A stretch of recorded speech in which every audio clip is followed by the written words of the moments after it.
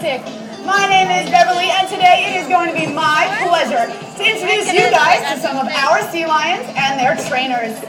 Sea lions are part of a complex web of life, and today we're going to be talking about that web, as well as how you and I fit into it. The Wildlife Conservation Society has been helping people learn about and coexist with wild animals and wild places now for over 100 years. Here in New York, we do this through our 4 zoos and, of course, right here at the New York Aquarium. And speaking of wild animals, how about a warm welcome for our California sea lion, Duke, and his trainer, Christina. Duke here is 8 years old and he weighs 500 pounds. Duke was born at the Bronx Zoo, so he's a native New Yorker. But in the wild, his relatives can be found living up and down the West Coast. Sea lions are very social animals, and they gather together in large groups called rookeries. And these rookeries can be some pretty noisy places.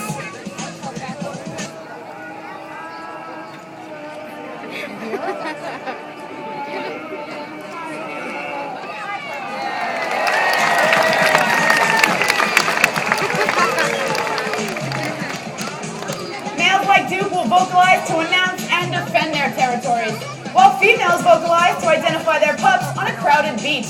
The mother will vocalize and the pup will return her call. Another way sea lions identify each other is through a breath exchange.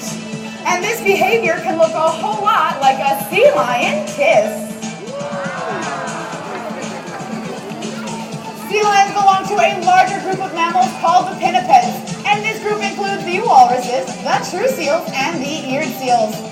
Now, everybody here knows what a walrus looks like, right? Hint, hint. But it can be a little bit more difficult to tell the difference between true seals and eared seals, so let us give you a few hints. First, check out the side of the animal's head. If you see an external ear flap, you're looking at an eared seal just like Duke. Eared seals also have long front flippers, which they use to pull themselves through the water, just as we use our arms when we go swimming. And their hind flippers are used for steering. Whoa! Check these guys out. And those hind flippers can also rotate underneath their bodies, which enables them to walk on all fours. And as a result, sea lions are extremely mobile on land. I like to move it, move it. Hey! I like to move it, move it. What are you guys doing? I'm trying to tell people, seriously, I'm trying to tell people about sea lions and true seals. I don't think you get it, guys. Seriously?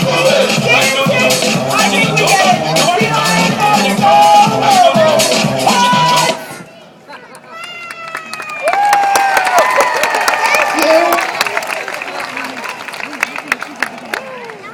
You know, you can be the biggest show-off sometimes.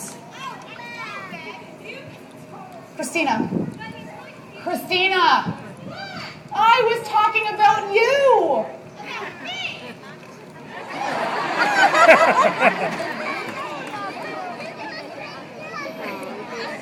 Well, Duke, we were all very impressed with how well you moved on land, but let's get back to talking about true seals. Now, a true seal's front flippers are much shorter, tiny, and their hind flippers do not rotate underneath their bodies, so they can't do this.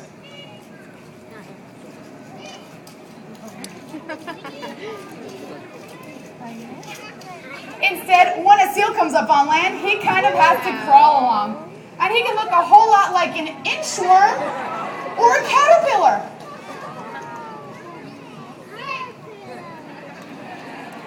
In the water, sea lions are fast and agile, and they have extremely flexible necks. Ooh, ouch. And they use those flexible necks to catch all of the fast-moving fish that make up their diet. Now, all of these features make sea lions super predators, but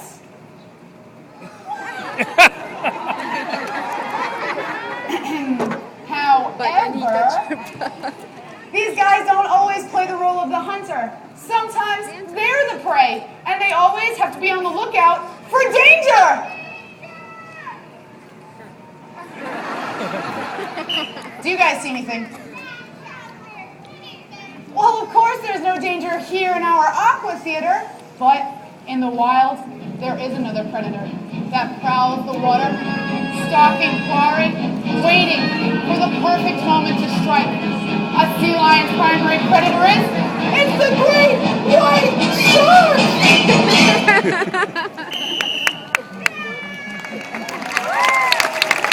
Very funny, you two. But guys, this is nothing we should be trying to joke about. Sharks are in some serious trouble here. Due to overfishing, some shark species have decreased by as much as 80%. And at this rate, many could soon die out. And now he's clapping about that. No, guys, don't encourage him. I know this might sound great from a sea lion's point of view, but in the long run, this isn't going to be good for anybody.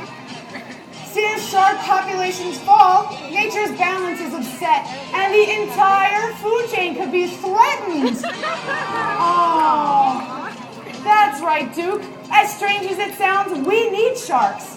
In fact, all species need one another in order to survive.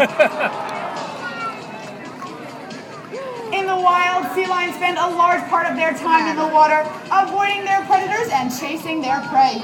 They do this through a method of swimming called porpoising, where they leap out of the water, take a giant deep breath, dive back in, and continue with their forward momentum. Using this method of swimming, sea lions can reach speeds in excess of 15 miles an hour, which can be great physical exercise. But life here at the aquarium can be a little bit more laid back. Do you guys see what I mean? I mean, think about it. There are no predators, plenty of fish, and we trainers are here to pretty much cater to them all day long. And with all of this nurturing, our relationships grow a little stronger every day. Let us show you what we mean. Hit it! What I like about you, you really know how to dance. When you go up, down, jump around, think about true romance. Yeah, oh, whispering in my ear, tell me all the things that I want to hear. 'Cause that's true. That's what I like about you. That's what I like about you. That's what I like about you. Hey!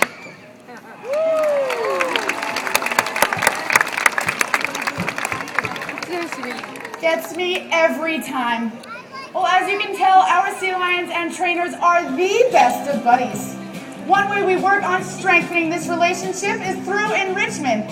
Enrichment comes in many different forms, and it enhances the lives of our animals in many different ways by keeping them both physically and mentally stimulated. That toy right there just so happens to be one of Duke's favorite enrichment items. And sometimes it can be a little bit hard to tell who's having more fun with this type of enrichment. Our sea lions or their trainers. Everybody, give it up for Coney Island's Ultimate Frisbee Team!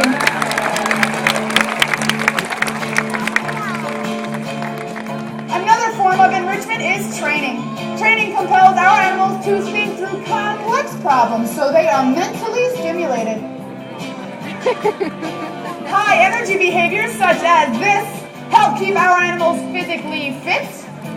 And of course, training enables us to bring them all out here into our aqua theater so we can share with all of our guests the respect we have for these amazing animals.